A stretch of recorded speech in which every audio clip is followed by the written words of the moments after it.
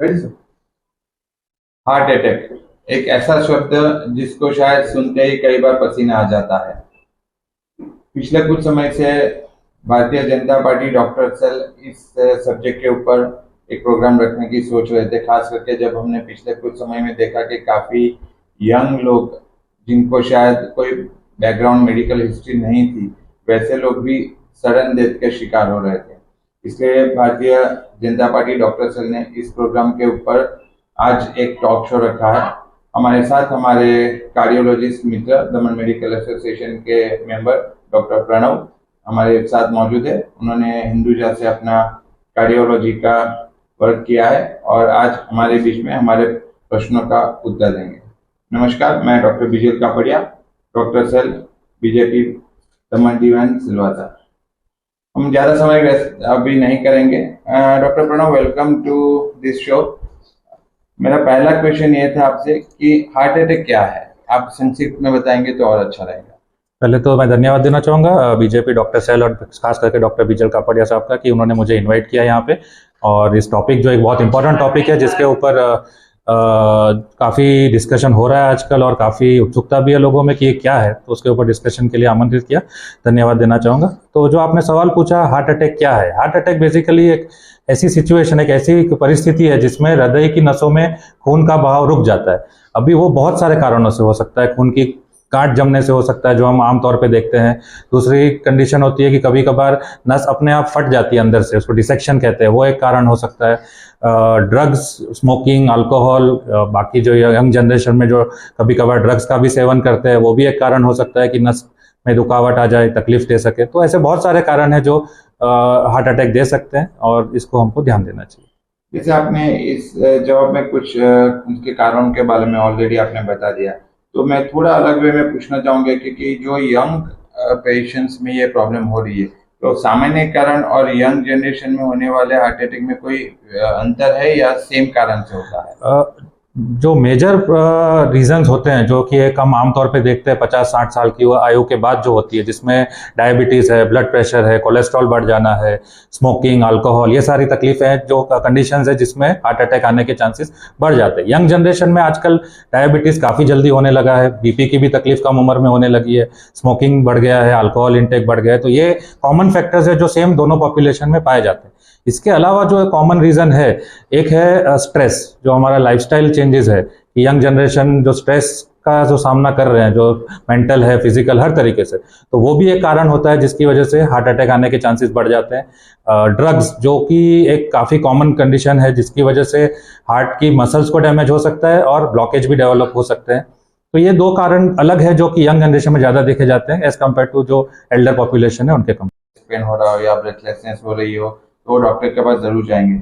लेकिन जैसे हम देख रहे हैं कि जिनको सडन डेथ हो रहा है, उनको कोई सिम्टम्स नहीं, वो अपना एक नॉर्मल एक्टिविटी कर रहे हैं, लेकिन सडनली वो कोलैप्स हो जाते हैं। और इसके साथ साथ एक शब्द हमारे प्रोफेशन में यूज होता है, साइलेंट एमआई।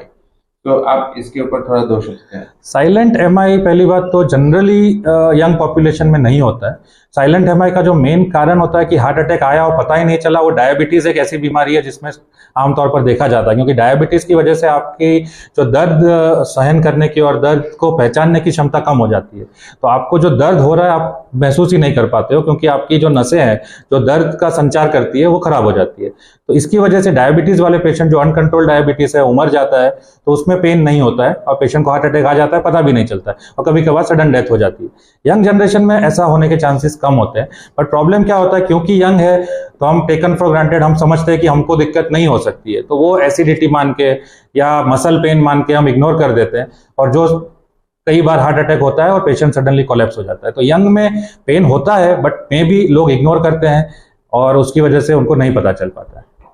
पूछना चाहते हैं सर, ऐसी कोई एकदम माइनर सिम्टम्स जिसको रेगुलरली बॉडी पे आती है और इग्नोर करती है, मतलब इस बीमारी की वजह से इग्नोर लोग कर देते हैं, बहुत ही माइनर सिम्टम, ऐसा कुछ है जिसका ज्यादातर ध्यान रखना चाहिए? जो खास करके जो आपने सवाल पूछा उसका इंपॉर्टेंस है कि ध्यान इस चीज का देना है कि जो दर्द अगर चलने पे हो रहा है, आप काम कर रहे हो और पहले समझो आप 2 किलोमीटर 5 किलोमीटर चल पाते थे, अभी अचानक से पिछले 15-20 दिन में आपको लग रहा है कि नहीं, अभी मैं 1 किलोमीटर पे ही थक जाता हूँ, या सीने में चलने पे भारीपन आ जाता है, हम सोचते हैं कि ठीक है, थकान होगी, गर्मी है, पसीना है, तो इन सब चीज़ों को सोच के इग्नोर कर देते हैं। लेकिन इसको इवेल्युएट करना ज़रूरी है कि अगर आपकी एक्सरसाइज कैपेसिटी, जो काम करने की क्षमता एकदम से आपको लग रही है कम हो गई है, और चलने पे, काम करने पे, सीढ़ी चढ़ने पे थकान हो रही है, सीने में भारीपन आ रहा है, तो ये एक इंपॉर्टेंट सिम्टम है जिसको इग्नोर नहीं करना। लोगों में एक गलत फहमी शायद है कि कोविड की जो वैक्सीन हमने ली है उसकी वजह से ऐसा हो रहा है, तो इससे कोई लेना देना है सर उसका? कोविड इन्फेक्शन से डेफिनेटली हार्ट अटैक आते हैं, ये देखा गया है, दुनिया में सब जगह देखा गया है कि जो कोविड के मरीज है उनका ब्लड क्लॉट हो जाता है, ब्लड जो फ्लो होता है वो अच्छे से नहीं हो पाता है, तो उनकी गांठ जमने के चांसेस, जिनको इन्फेक्शन है उनको डेफिनेटली ज्यादा है। बट जो वैक्सीन की बात कही जा रही है कि वैक्सीन से होता है, अभी तक ऐसा कोई प्रूफ एक्चुअल में नहीं मिला है कि वैक्सीन की वजह से हार्ट अटैक आए हो। अभी वैक्सीन लिया हार्ट अटैक आना, ये हो सकता है कि बहुत लोगों को हुआ हो, बट वैक्सीन की वजह से हार्ट अटैक आया, ये डायरेक्टली अभी तक प्रूव नहीं हो पाया। ये आपने एक बहुत ही अच्छी कंफ्यूजन थी लोगों में, जिसको आज आपने दूर की है। अब मान लीजिए कोई मरीज को हार्ट अटैक आ गया है ऑलरेडी, अब उनके पास इलाज के लिए क्या क्या ऑप्शन है? तो अगर हार्ट अटैक आ गया है, आपको पेन हो रहा है, अगर दर्द है, आपको सांस फूल रही है, पसीना आ रहा है, घबराहट हो रही है, तो ये एक सारे लक्षण है जो हार्ट अटैक के होते हैं। तो ऐसी सिचुएशन में, ऐसी परिस्थिति में जो सबसे पहली चीज आपको करनी है कि नजदीकी हॉस्पिटल, वो चाहे कोई भी हॉस्पिटल हो, जो आपके नजदीकी डॉक्टर अवेलेबल है वहां दिखाइए। एट मिनिमम जो करना है ईसीजी कराना है, और अगर ईसीजी में कंफर्म होता है कि हार्ट अटैक है, तो हार्ट अटैक रिलेटेड जो भी फर्दर ट्रीटमेंट है वो as early as possible nearest available hospital में आपको लेना है। मेन प्रॉब्लम क्या होता है कि डायग्नोज होने के बाद, कि पता भी चल जाता है लोगों को कि हार्ट अटैक है, लेकिन हम कंफ्यूजन में रहते हैं कौन से हॉस्पिटल में जाए, कहाँ जाए, किसको दिखाए। तो मेरा सुझाव यही रहेगा कि सब डॉक्टर पेशेंट ठीक करने के लिए ही बैठे हैं, कोई नहीं चाहता पेशेंट को प्रॉब्लम हो, तो जो भी नजदीकी डॉक्टर आपके अवेलेबल है उनको दिखाइए और as early as possible treatment चालू करिए। ना कि 2 घंटा दूर है हॉस्पिटल, आप वहां जाने के लिए ट्राई करो, तो उसमें आपकी जान को खतरा बढ़ेगा और जो डैमेज है वो हार्ट को बढ़ते जाएगा। तो as early as possible nearest hospital में आपको ट्रीटमेंट लेना चाहिए। 2 सेंटेंस हमको डायग्नोज हो गया, डॉक्टर ने बताया कि भाई हार्ट अटैक है, तो पहली चीज तो जो ब्लड पतला रखने के लिए दवाई दी जाती है वो हर डॉक्टर आपको देंगे ही, तो वो एक लोडिंग डोज होता है, जो फिक्स डोज होता है वो देना है। और उसके बाद अगर आपके नजदीक में कैथ लैब, जो जहां पे एंजियोग्राफी और एंजियोप्लास्टी की सुविधा है, कार्डियोलॉजिस्ट अवेलेबल है, तो वो आपके लिए डेफिनेटली बेस्ट ऑप्शन है, क्योंकि जब तक वो नस नहीं खोली जाती तब तक आपके हार्ट के मसल को डैमेज चालू रहेगा। तो एंजियोप्लास्टी एक टेक्निक है जिससे हम 100% गारंटी से बोल सकते हैं कि ये आपकी नस जो है वो खुल गई है। अगर आपके नजदीक में एंजियोप्लास्टी की सुविधा नहीं है, कार्डियोलॉजिस्ट अवेलेबल नहीं है, तो फिर दूसरा ऑप्शन होता है, एक ब्लड पतला करने का इंजेक्शन दिया जाता है, जो अलग अलग टाइप से आता है, अलग अलग कॉस्ट में आता है, वो अवेलेबिलिटी के हिसाब से डॉक्टर यूज करते हैं। तो वो एक सेकंड ऑप्शन रहता है कि अगर कार्डियोलॉजिस्ट नहीं है, कैथ लैब नहीं है, तो फिर वो इंजेक्शन देके हम ट्राई कर सकते हैं कि वो ब्लड क्लॉट डिसॉल्व हो जाए। अनफॉर्चुनेटली डॉक्टर प्रणव, इस द्वारा एक से ज्यादा ऑप्शन दिए जाते हैं कि आप एंजियोप्लास्टी कराए, कई बार सेकंड ओपिनियन में कोई कहता है कि बाईपास कराए। तो इस समय पेशेंट का कंफ्यूज होना, रिलेटिव्स का कंफ्यूज होना बहुत वाजिबी है, क्योंकि वो सिचुएशन थोड़ी डिफिकल्ट होती है। तो उस समय क्या करे, वो अपने डॉक्टर के ऊपर भरोसा रख के उनकी एडवाइस के लिए मान जाए, या सेकंड ओपिनियन, थर्ड ओपिनियन?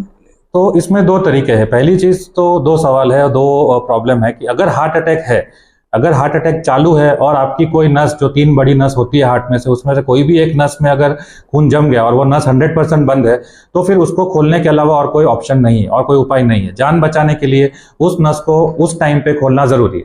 अभी दूसरा सवाल आता है कि मल्टीपल ब्लॉकेजेस साथ में और है, तो उसका क्या करना है। तो अगर बहुत खराब ब्लॉकेज है, अगर डॉक्टर जो ट्रीटमेंट दे रहे हैं उनको लगता है कि वो ब्लॉकेज एंजियोप्लास्टी से ट्रीट नहीं हो पाएंगे, स्टेंट हम नहीं कर पाएंगे, तो जो मिनिमम चीज करनी चाहिए कि वो जो नस 100% बंद है जिसकी वजह से आपको अटैक आया है, उसको बलून करके एटलीस्ट खोल देना चाहिए, ताकि उसके अंदर ब्लड फ्लो चालू हो जाए। स्टेंट आप नहीं डाले, वो भी एक ऑप्शन रहता है कि बलून कर दिया, ब्लड फ्लो चालू हो गया, और उसके बाद बाईपास के लिए पेशेंट स्टेबल होने के बाद 3-4 दिन बाद जा सकता है। अगर डॉक्टर जो ट्रीटमेंट दे रहे हैं वो कॉन्फिडेंट है कि नहीं, जो बाकी ब्लॉकेज है उसको भी हम आगे चल के एंजियोप्लास्टी कर पाएंगे, तो जो जिसमें अटैक आया है उसमें स्टेंट कर देना चाहिए, और कुछ दिन बाद या डिस्चार्ज के पहले या आगे जाके बाकी नसों को भी एंजियोप्लास्टी की जरूरत पड़ती है। और कई बार पेशेंट जानना चाहेंगे कि हम कर रही बार तो, और उसके साथ साथ एसोसिएटेड एक्सपेंसेस भी उनको करने पड़ते हैं, तो कब तक हमें मेडिसिन कंटिन्यू रखनी पड़ती है? तो हार्ट अटैक सिचुएशन में जो रिकमेंडेड है, अगर समझो आपको इंजेक्शन भी दिया गया है, स्टेंट नहीं हुआ है, सिर्फ आपको जो ब्लड पतला रखने का जो इंजेक्शन की हमने बात की, तो गाइडलाइन जो रिकमेंडेशन है कि मिनिमम 6 महीने के लिए आपको टैबलेट ब्लड पतला रखने के लिए हाई डोज में लेना चाहिए, उसके बाद डोज कम कर सकते हैं। और अगर स्टेंट डाला गया है तो 1 साल का मिनिमम रिक्वायरमेंट है कि आपको हाई डोज में ब्लड पतला रखने की दवाएं लेनी चाहिए, जो आगे जाके 1 साल बाद डॉक्टर अगर समझते हैं कि अभी आपका रिस्क कम हो गया है, आपको वापस ब्लॉकेज होने के चांसेस कम है और आपके और कोई कॉम्प्लिकेशन 1 साल में नहीं हुए, तो फिर दवा का डोज 1 साल बाद कम कर सकते हैं। बहुत संक्षिप्त में, डाइट ग्रॉसली आप डाइट, उसमें हमें क्या कॉम्प्रोमाइज करने पड़ेंगे? ओके, तो डाइट के 2 पहलू है, एक तो हार्ट अटैक आने से पहले और हार्ट अटैक आने के बाद। तो जो हार्ट अटैक आने से पहले जो हम कर सकते हैं, आपको जो फास्ट फूड है बेसिकली जिसमें फैट कंटेंट बहुत हाई रहता है, चिप्स है, बर्गर है, पिज़्ज़ा है, ये सारी चीज़ें ऐसी है जो जिसमें फैट कंटेंट जो बेसिकली सैचुरेटेड फैट रहता है, जो खराब फैट रहता है, वो उसकी क्वांटिटी बहुत ज़्यादा रहती है। तो ऐसी सारी चीज़ें जो फ्राई की हुई है, जो फास्ट फूड है, उसको पहले अवॉइड करना चाहिए। खाने में आपका रूटीन घर पे जो भी आप खाते हैं डेफिनेटली आप यूज़ कर सकते हैं। ऑयल की क्वांटिटी आपको कम करनी है। लोग पूछते हैं स्पेसिफिकली कोई ऑयल है जो हार्ट के लिए बेनिफिशियल है। ऑलिव ऑयल जो मेडिटेरियन, जो यूरोपियन कंट्रीज है वहाँ देखा गया है, बट वहाँ क्या है कि वो ऑयल वो बॉयल नहीं करते, फ्राई नहीं करते, वो एज अ सैलड उसके अंदर यूज करते हैं, तो वो वहां तक ठीक है। लेकिन अगर आप ऑलिव ऑयल को खाने में फ्राई करने में यूज करेंगे तो वो उतना ही खराब है। तो मेरे हिसाब से स्पेसिफिक ऑयल पे जाने से अच्छा है क्वांटिटी कम की जाए, वो ज्यादा बेहतर है। ऑयल आप जो भी सिंग तेल है, नारियल तेल, कोई भी तेल यूज करिए, क्वांटिटी कम रखिए, वो इंपॉर्टेंट है।